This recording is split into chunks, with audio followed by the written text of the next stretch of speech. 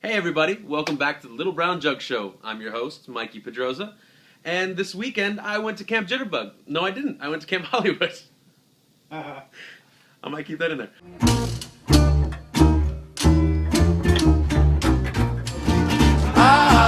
Just you and me, little brown jug, how I love.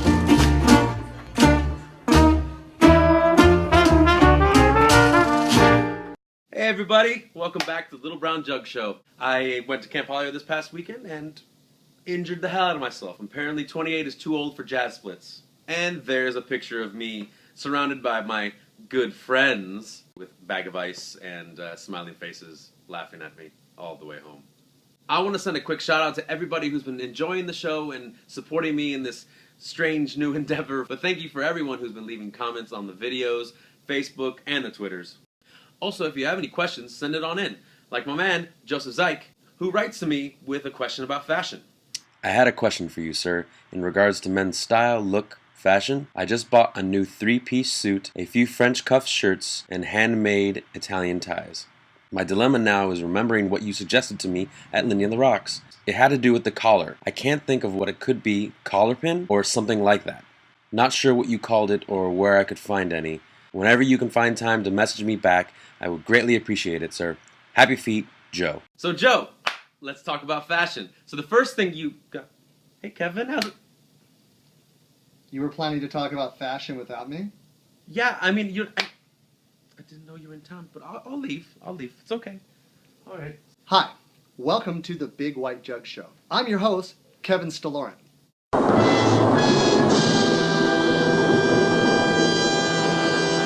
Now, let's talk about fashion.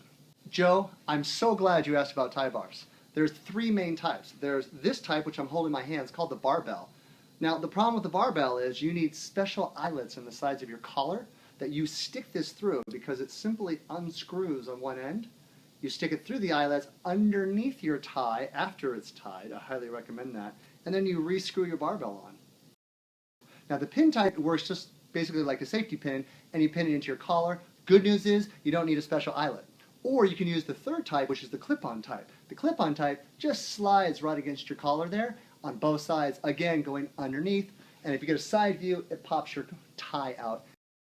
But the problem with the clip-ons is while I'm dancing and doing my thing, especially when I'm pecking,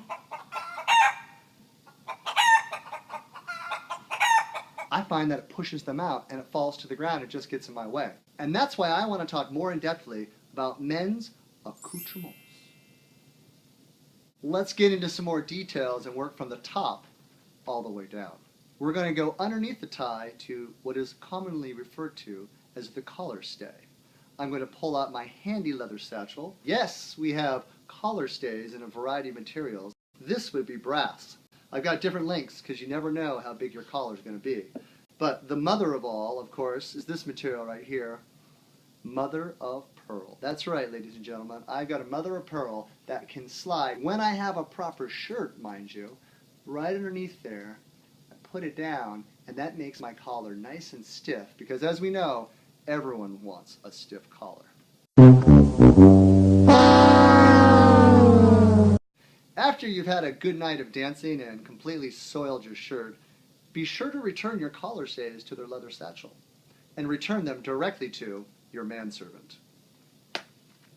Joe, I'm glad you asked about ties because when you travel, you need to have a nice pimp tie case. This bad boy is all leather and zips conveniently, open and closed. When I unleash the power of my ties, you can see it has these convenient snappable closings so that after I've ironed my ties, I lay them flat, drape it across, get the snap positive sound, close it, and you've got solid leather. I tend not to use collar bars because they get in my way as a dancer. We're the dancers. So I like to use tie bars. I've got a couple here. Here's one. It's pretty good, not too bad. Your tie can't be too thick though because it's pretty small. So we've got another. This is nice. It's got a little inlay. Very simple. This is different rather than sliding on. This one actually has a spring action clip. That's pretty handy, but it's not personal enough. Let's continue down the line. Oh, here we have something that's monogrammed. P, who uses that? Tie clips are great and all, but what I really prefer is the classy and ever-effective tie chain. That's right.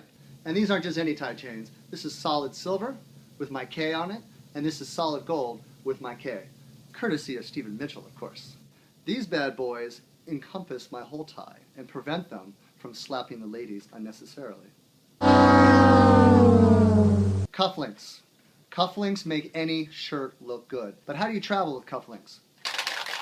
Candy cases are neat because you can get nice vintage, I don't know if that's vintage. I think it looks cool anyway. This is actually Newman's Own, which is a modern brand. Convenient, smells good from the leftover candy, and holds all the cufflinks I need. But my favorite is my safety razor case. This bad boy is silver, gorgeous, and vintage. When I open this up, I've got a variety of cufflinks. I've got my monogrammed silver to go with my monogrammed tie chain, as well as a matching gold set. These are 50s Porsches. Those are classic cars and they're fast. And of course, when I'm wearing my sailing tie, I like to match it with a silver, old school ship's wheel. Very important. So, you don't just want to look classy, you want to travel classy. Be a man. And get a manservant. This pretty much wraps up what I want to say about men's accoutrements. There's obviously more. You need to continue your search to personalize your wardrobe. And everyone, let's give a shout out to Joe because he's an ex-Marine. And we all love Marines. God bless you and thank you for your service.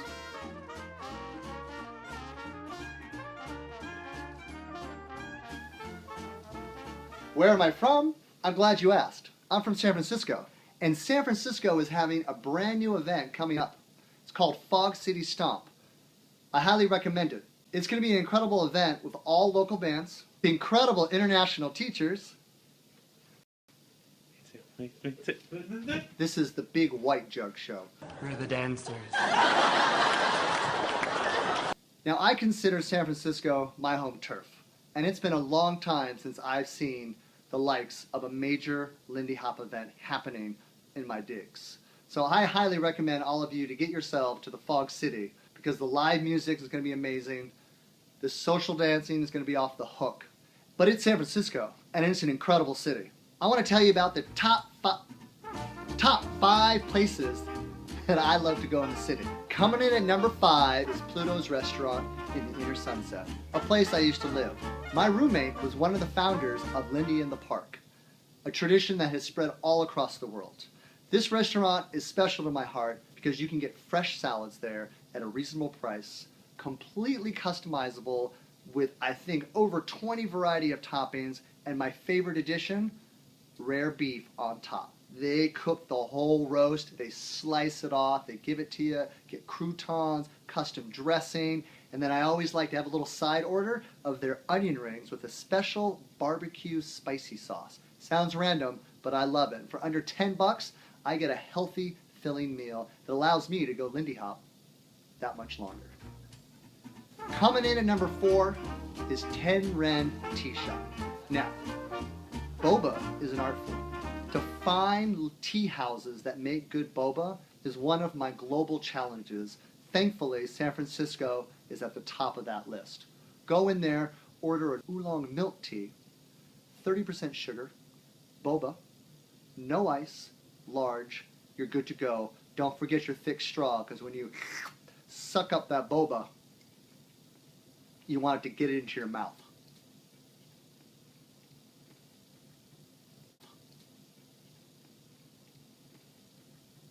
Gotta love boba. Numero 3.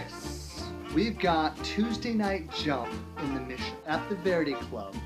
This place has been going for a long time.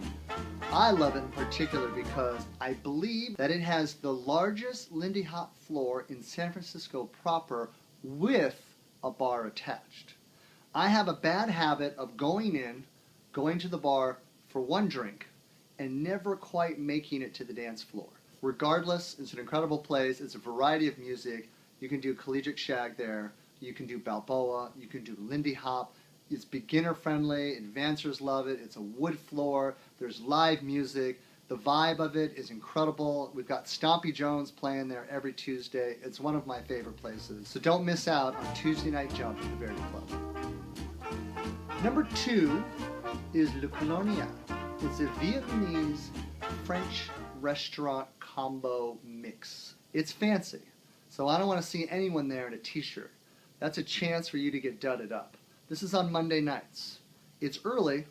I believe the band goes on around 7:30, and they usually end between 9:30 and 10. But there's no cover charge. Go in, wear something nice, enjoy the incredible hot jazz music of Le Jazz Hot. They are the premier Bay Area hot jazz band.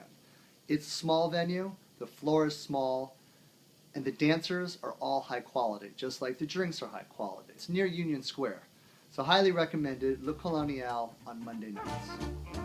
Number 1 on my list is the Intermission, Valencia Street. This street has a variety of things, and the 3 main things that I love about it is it has taco shops, motorcycle shops, and vintage shops.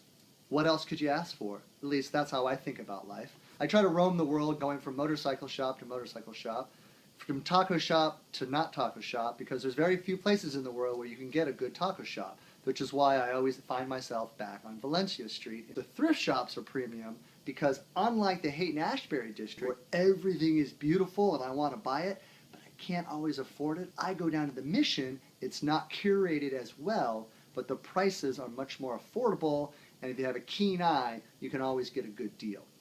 So the Intermission in San Francisco is my favorite place to be. I even bought a flat there, 2 bedrooms, so you know it. And so now it's time for you to get involved, because we've been talking all about San Francisco, we've been talking all about fashion, we've been talking all about this brand new event, Fog City Stomp. Do you want to win a free pass to this event? Well, you certainly can. All you have to do is finish this phrase. Frankie Manning is to Lindy Hop what San Francisco is to ...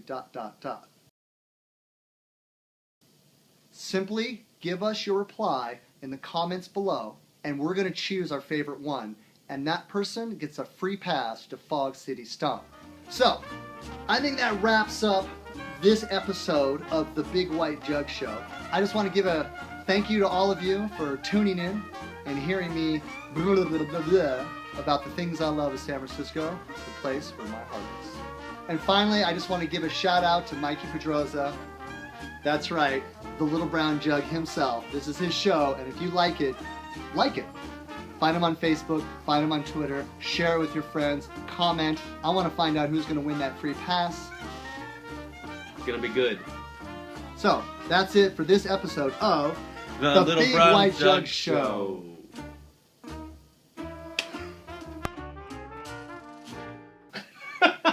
You knew that was coming. You knew that was coming. Oh, it took you so long. That's good. That's it. No, that was. We don't want any perfect. other ending? First. Hey. That's when you go. That's when I say something or slap you again? Okay. I used to be one of the roommates of the original founder of Swingin' in the Lindy Your Mark, Fark, Lark, Dark. Arsonist has oddly shaped feet. Coming in... Shut